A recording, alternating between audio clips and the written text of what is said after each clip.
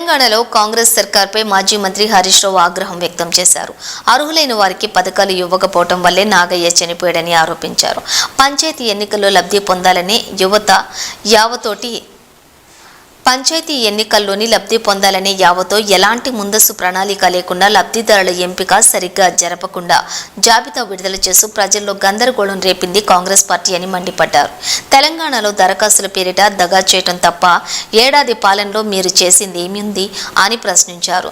మాజీ మంత్రి BRS MLA Harish Rao Twitter వేదికగా లబ్ధిదారుల జాబితాల్లోని తన పేరు లేదని గ్రామస్తులు గ్రామ సభలో పురుగుల మందు తాగి ఆత్మహత్య చేసుకున్న ములుగు జిల్లా బుట్టాయిగూడెంకు చెందినటువంటి కుమ్మరి నాగయ్య ఆసుపత్రిలో చికిత్స పొందుతూ ప్రాణాలు కోల్పోవటం బాధాకరం.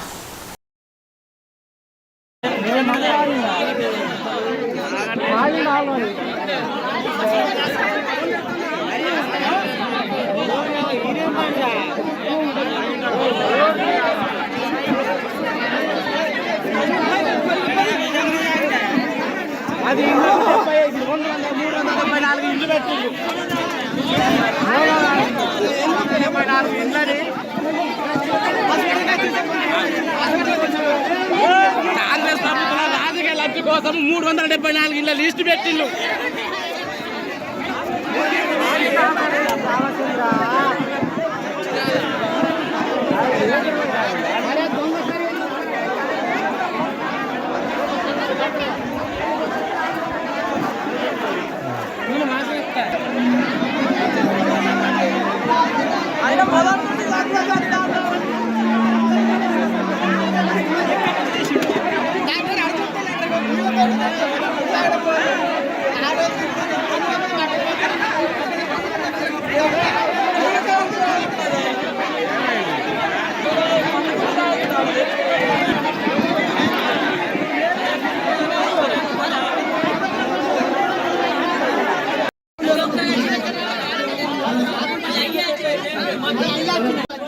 నలుగురికి వచ్చింది. ఫస్ట్ ఏం చెప్పిండు ఆయన?